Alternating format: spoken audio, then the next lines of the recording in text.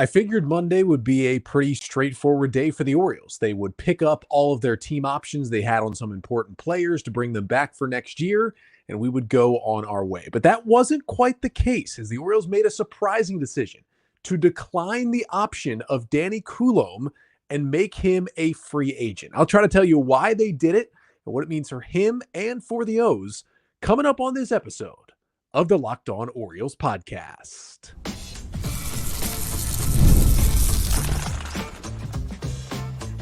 You are Locked On Orioles, your daily Baltimore Orioles podcast.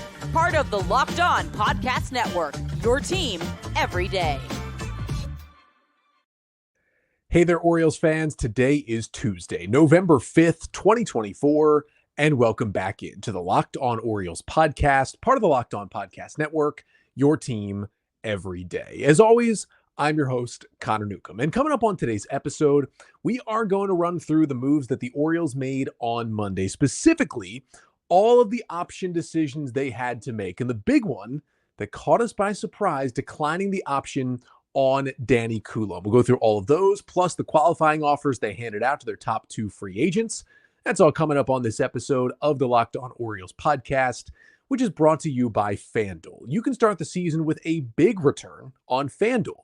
New customers can place a $5 bet, and you'll get started with $150 in bonus bets if you win that first $5 bet. Just visit FanDuel.com to get started today. So we got to kick this one off with the fairly surprising decision from Monday. And we saw a lot of moves around the league on Monday because Monday evening at 5 p.m. Eastern time was the deadline for teams and players to decide on their options that they may have had on their contracts for 2025, whether it be a player option, a team option, a mutual option. It was the deadline for that. It was also the deadline to hand out qualifying offers. That was also Monday at 5, which is 5 days after the end of the World Series. And now officially, the offseason truly begins. Free agency is now open, and it's kind of a free-for-all at this point. And as I've previewed this day on the last couple of episodes, I talked about how the Orioles were going to decline Eloy Jimenez's option. They did that over the weekend, talked about that on Monday's episode. But they had the four other players remaining: Ryan O'Hearn, Seranthony Dominguez, Danny Coulombe, and Cionel Perez. And I figured, hey, none of those numbers are big. They're all $8 million or less. They're all productive players. This is going to be an easy yes for all four of those guys to bring them back. And the surprising thing was, it was not a yes for all four of them. And that is where we begin. The Orioles announced on Monday they had declined the $4 million team option on Danny Coulombe's contract for 2025. What does that mean? The Orioles had a decision to make. They could either pick up the option. Danny Coulombe would be back in an Oriole uniform next year and they would pay him $4 million, or they would decline the option. They choose not to pay him $4 million. There was no buyout, so he just becomes a free agent this offseason. And as I had previewed this decision, it felt like Danny Coulombe was one of the no-brainers here because for as good as he's been the last 2 years, one of the Orioles' best relievers in 2023, was probably the Orioles' best reliever before the injury in 2024. And for $4 million, I mean, even with injury concerns, even with the fact that he's 35, $4 million is nothing for a Major League Baseball player, especially with the new ownership group and David Rubenstein. And I felt like, hey, even if there are some injury or performance concerns as he gets older, it's worth it to pick up a $4 million option. And that is not what happened. Even with, he only pitched 29 2/3 innings because of injury, but he posted a 2.12 ERA, 15 hits, 32 strikeouts, 5 walks this season for Danny Coulombe. Now, he did miss 3.5 months from June until mid-September with elbow inflammation. Turned out he had bone chips in his elbow, had to get surgery to remove those bone chips, and that kept him out for over 3 months. But he did come back for the final week or so of the regular season and then pitched in the postseason for the Orioles as well. But the one thing to note here is that when Coulombe did return in late September for, 4 outings in the regular season and then 1 outing in the wild card round against the Royals before the Orioles season unfortunately came to an abrupt end, his velocity was down greatly on every single pitch he threw, not just his fastball, but every single pitch he threw. And you could chalk it up to, hey, he's coming off this elbow injury, this surgery. It might take him a little while to get the velo back. And it was only 5 outings. That wasn't enough time to regain his velo. Well, he did have a couple of rehab outings in AAA as well before that. And the velocity was way down then too. And you could also argue, hey, it's Danny Coulombe. This is not a guy throwing 97. This is a guy who at his peak is still throwing maybe 92 on his fastball, and he's usually sitting 90 to 91. But still, Danny Coulombe was down again 2 to 3 miles per hour on every single offering. It was fastballs in the high 80s. In his playoff outing, he went 2/3 of an inning scoreless in the 5th inning in game 2 of the wild card series against the Royals. It was the only time he pitched in the playoffs, faced 3 batters, came out of the game. He threw 5 fastballs, 4 sinkers and 1 four-seamer. None of those 5 fastballs even reached 90 miles an hour. The hardest fastball he threw was 89.5 miles per hour in that outing. And again, Coulombe's usually only throwing like 91, so this isn't a gigantic issue you would think, but it's something you monitor. And when you add it on to the fact that every pitch, the changeup and the sweeper and the curveball, they were all down 2 to 3 miles an hour. Okay, that's maybe not just a little fatigue coming back from injury, you throw soft on the fastball anyway kind of thing. Like, that's a bit concerning.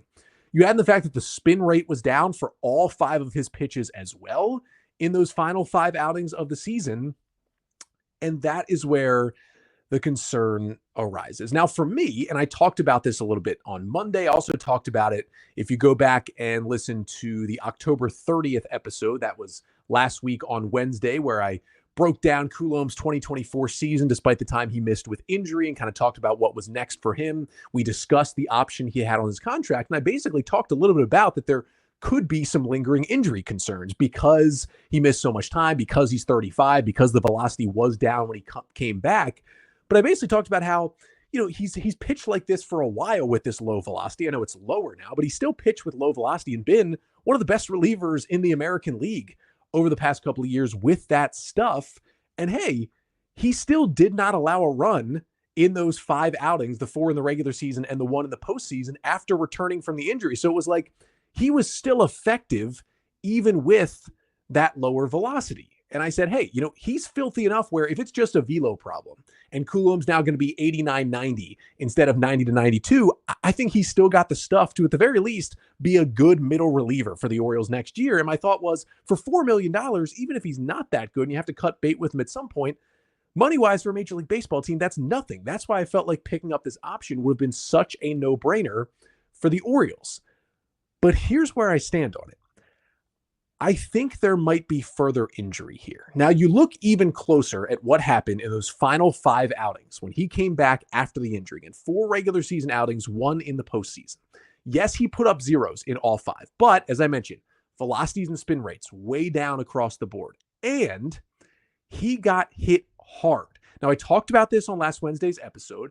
If Coulombe were qualified for this stat, which he wasn't because he only threw about 30 innings because of the injury, he would have had the largest jump of any pitcher in Major League Baseball in their hard hit rate for the season between 2023 and 2024. He jumped from the low 30s all the way up to 47% in his hard hit rate. Would have been the biggest jump in Major League Baseball. That's a little concerning, and that included a lot of time before he had the elbow injury this year. So something to look at because he was very much a soft contact guy in 2023. And then when he was coming off the injury, in those 5 outings, there were 10 balls put in play against Coulombe by opposing hitters. 9 of those 10 balls were hard hit. 9 of them, 95 miles per hour or more off the bat in terms of exit velocity. The only one that wasn't, 92.4 off the bat of Aaron Judge. So it's not like he had any soft contact at all against him. He was getting kind of lucky, if we're being honest, to get out of all 5 of those outings scoreless. And that is what should concern you. And again, you could say, oh, he's shaking off the rust. He only got 5 outings after a long-term injury. Like, give him a chance to do a whole offseason and fully rehab and be ready. I'm totally on board with all of that. And that's how I still feel, at least at this point, as I'm recording here on Monday evening with the information that we have. But again, I believe in Coulombe. And with the option only being $4 million, you would think that even if there are some concerns about the health, the age, the stuff, $4 million again is such a low risk for a guy who's been so good for you the past 2 years. Maybe if it was John Angelos, you'd say, all right, he's using this as an excuse to save $4 million. But for David Rubenstein, this should be nothing. So what does this all tell me? Again, this is not reporting. This is not inside information I have here on Danny Coulombe, but I'm reading the tea leaves here on that there might be further injury for Danny Coulombe. And I don't know if that's, that he's headed for Tommy John surgery this offseason, or if it's just a further injury to that pitching arm that's going to keep him out for some time next year. Whatever it may be, I don't think, and I could be wrong, but I don't think the Orioles would have declined a $4 million option on a guy who's been this good for them if they didn't think he was going to miss a good chunk of next season with injury. And that is what worries me. I think that maybe even if it isn't Tommy John, there's something here that the Orioles either think, A, he's just not going to be able to bounce back from this year's injury and he's never going to be the same, or B, there's another injury that's even worse that popped up and he's going to miss significant time next year. I really do think one of those two things has come into play, because if it is further injury, and say it's a serious injury that causes him to miss most, if not all, of the 2025 season, if you're the Orioles and you're looking at it from a business perspective, you're not going to guarantee a guy a 1-year, $4 million deal who may not pitch for you at all, and then who would also take up a 40-man roster spot all offseason on a team where those spots are precious and you're looking to add to this team and make it better with the checkbook opened up a little bit. So if there is some sort of long-term injury lingering for Coulombe, which, again, I could be wrong, but it just feels like you read the tea leaves, that's got to be what's going on here. Maybe the Orioles announce that injury and maybe they make him become a free agent, but then they offer him like a 2-year minor league deal to come back. And if it is some sort of long-term injury, he can come back to the O's on a minor league deal, rehab that injury throughout 2025, and then have some incentives on that contract if he comes back healthy and pitches in 2026 and can still make, $4, $5, $6 million that year if he pitches a certain amount of innings or in a certain amount of games or whatever it may be, to incentivize him if he does get healthy on a 2-year deal. I think that could be the case. And again, if you sign him back to a minor league deal, he doesn't take up a 40-man roster spot. I have to think that's the case because, again, there is a slim possibility that the Orioles, there's no further injury. They just think he's cooked. And they think even if another team does sign him to a major league deal, he's just not going to be nearly the same Danny Coulombe next year. That's a possibility. But just with what he has given this team, a great clubhouse guy, guys love him in there as well. With what he's given this team, even with the injuries, for $4 million, you would think if it was just like he might be cooked, still worth taking the chance for $4 million because he's a guy with low velocity, can still get people out. I'm just concerned with, the velo down, the spin rates down, the hard hit balls at the end of the year, that there might be another injury lurking that we could hear about. And I bet we're going to hear more about this soon. And maybe we already did. I'm recording around 7 p.m. Eastern time on Monday. Maybe by the time you're listening to this, we already have gotten more, and we certainly will get some more reporting around this Danny Coulombe situation. Because again, if it is not some sort of like extra long-term injury or another issue that popped up for him with that left arm, it is very surprising, if not shocking, that the Orioles would go ahead and just decline his option just because they think he doesn't have it anymore. And that's kind of all they're tacking on. But we will certainly continue to follow this Danny Coulombe story in the coming days here on the podcast. But with declining Coulombe's option, the Orioles did pick up the option on 3 other players. We'll get to that coming up next.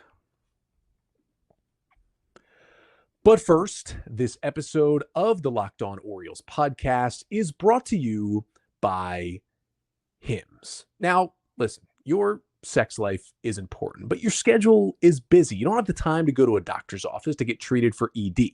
But through HIMSHims, you can get a personalized ED treatment without stepping foot outside of your door. HIMSHims is changing men's healthcare by providing you access to affordable sexual health treatments from the comfort of your couch. The process is 100% online, so there's no need for those uncomfortable doctor's visits. And with thousands of subscribers, actually hundreds of thousands of trusted subscribers, HIMSHims can help you find the ED option that works for you. So start your free online visit today at hims.com/lockedon. That's HIMS.com/lockedon for your personalized ED treatment options. Again, that is hims.com/lockedon. The products mentioned are chewable compounded products which are not approved by or verified for safety or effectiveness by the FDA. Prescriptions require an online consultation with a healthcare provider who will determine if appropriate. Restrictions apply. See website for details and important safety information. Subscription required. Price varies based on product and subscription plan.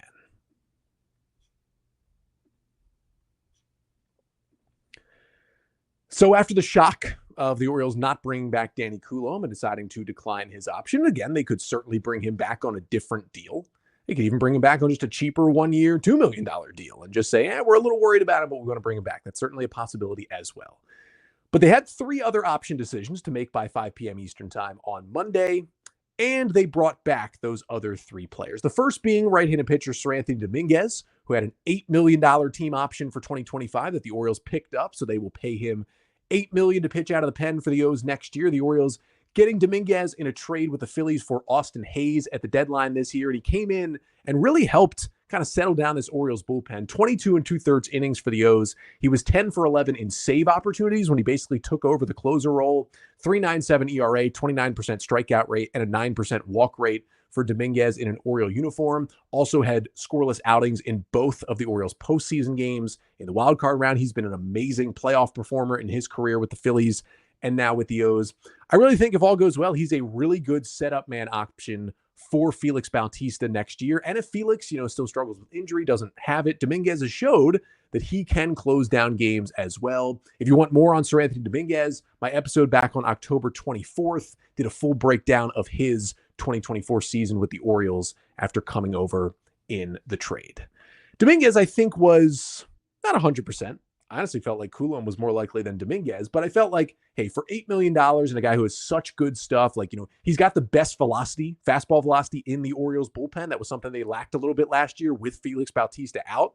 Now, all that velo you could have in the 8th and the 9th with Dominguez to Bautista. It's a nasty slider. Yeah, command's been an issue at times. Yeah, he's had a home run problem. He had his ups and downs with the Phillies. But for $8 million for 1 more year, that's still under the going price of a good reliever on the free agent market. So the Orioles would certainly take that, and you still save a little money to get a good, at least, setup man for next year.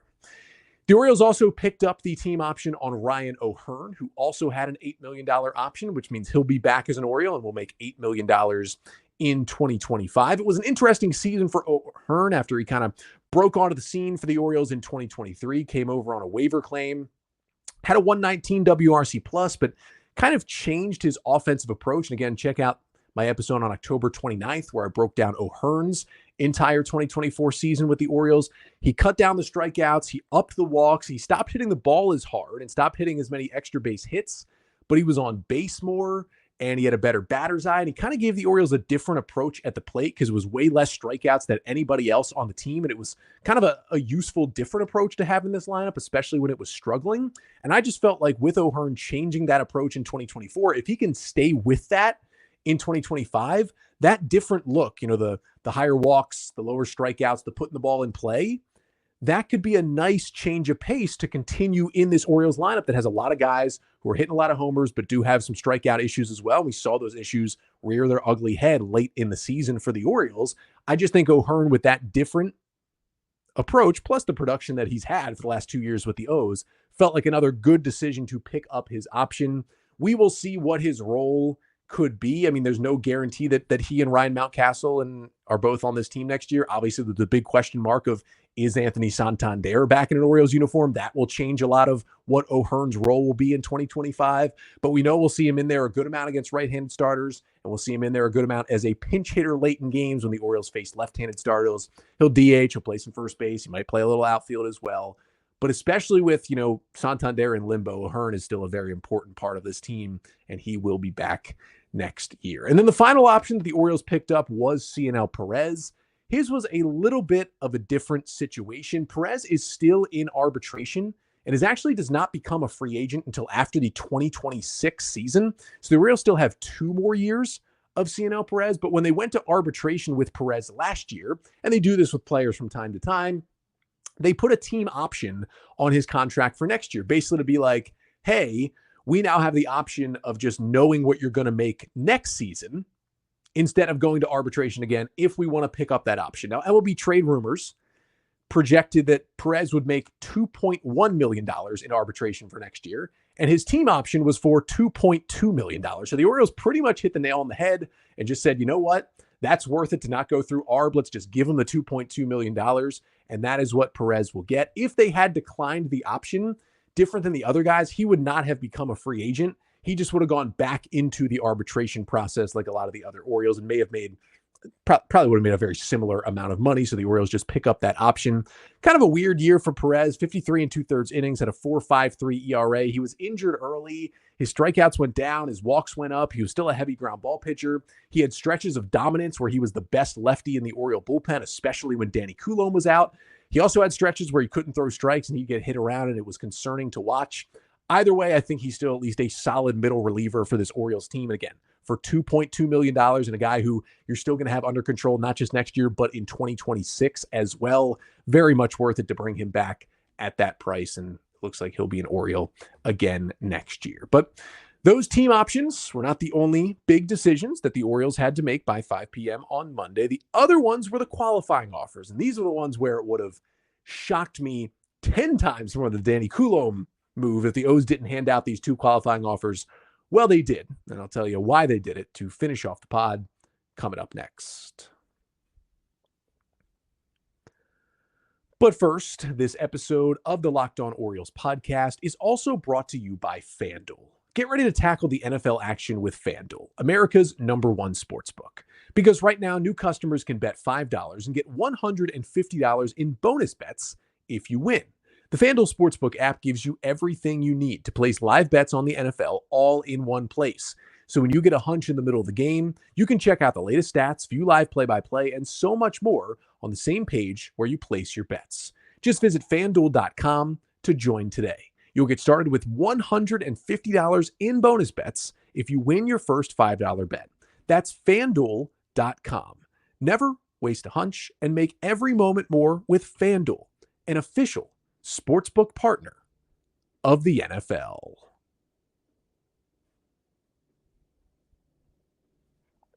So to finish things off today, we talk about the other thing that came up at the deadline of 5 p.m. on Monday, and that was the qualifying offer. Here is how the qualifying offer works. It is a way for teams that might be in quote-unquote smaller markets when they are losing big-time free agents or big-time players are set to hit free agency.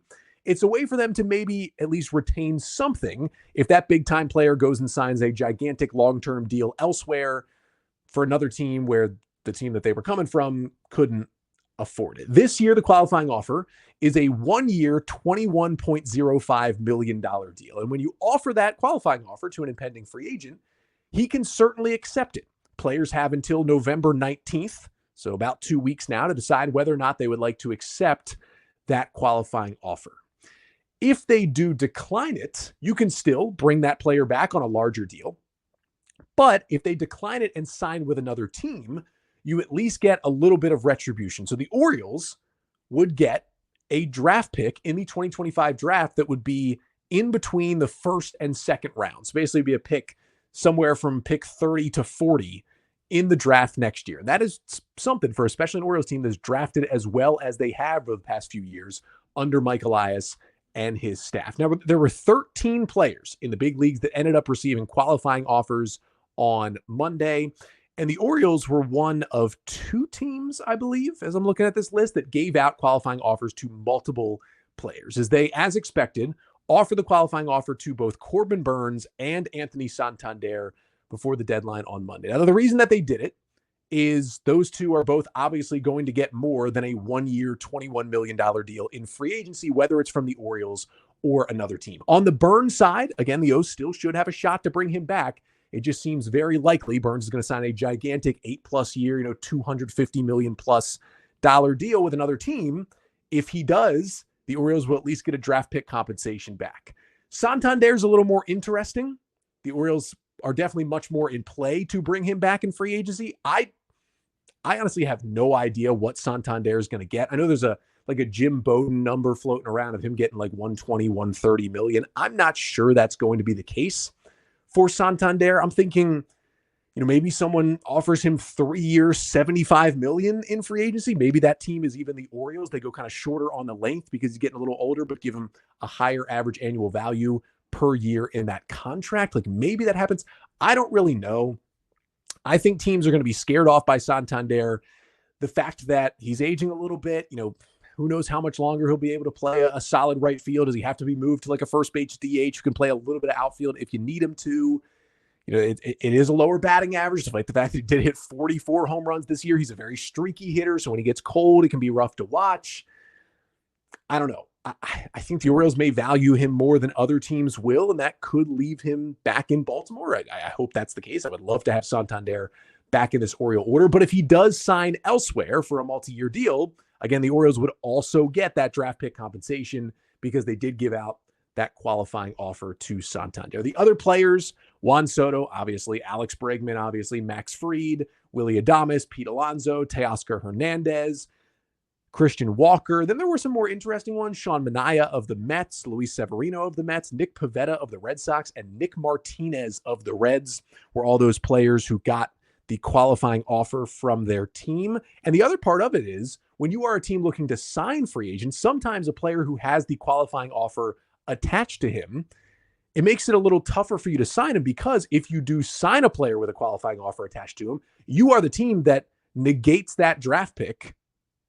And then it's not a 1-for-1. Like, it's not like, if the Yankees sign Corbin Burns, they directly give a draft pick to the Orioles. The Orioles get a draft pick from MLB, and MLB kind of takes away a different one, essentially, from the Yankees. So it is something for the Orioles to think about, because I would love for the O's to be in on Teoscar Hernandez or Sean Manaea or Nick Pivetta or Max Fried. But they would have to know that you're going to lose a draft pick if you do that. So, can you trade it off, right? Do you lose Corbin Burns, gain a draft pick, so then you can sign Max Fried and lose that draft pick and it all evens out? That works for me. Maybe that helps the O's, but that's something to think about as this offseason really kicks off with free agency now here on Tuesday. But that'll do it for today's episode. There was more Orioles news on Monday. They made a couple of waiver claims. Right-handed pitcher Thaddeus Ward and catcher Rene Pinto were both claimed off waivers by the Orioles. They reactivated or reinstated their 4 players who are on the 60-day IL. Matt Bowman was also outrighted off the 40-man roster and will become a free agent. We will get to all of that on tomorrow's episode because we had plenty to chat about with the Danny Coulombe shocker. And of course, if there is any further reporting about Coulombe and a potential injury, we will obviously get to that on tomorrow's episode as well. But as you go about your day today, remember it is election day. Exercise that right to vote whenever you find the time here on election day. If you've already voted by mail, dropped in the ballot box, early voting, whatever it is, fantastic. If you haven't yet, polling places in Maryland, they are open until 8 o'clock. And if you are at least in line by 8 o'clock, they cannot kick you out of that line. They will allow anyone who is in line by 8 o'clock to stay in that line, even if it's past 8, and vote on Tuesday. So make sure going out, voting here on Tuesday, and we'll be back with a Wednesday episode to continue the Orioles news and notes and the roster moves they're making as the offseason kicks off. But until then, I'm Connor Newcomb, and this has been the Locked On Orioles podcast, part of the Locked On Podcast Network. Your team every day.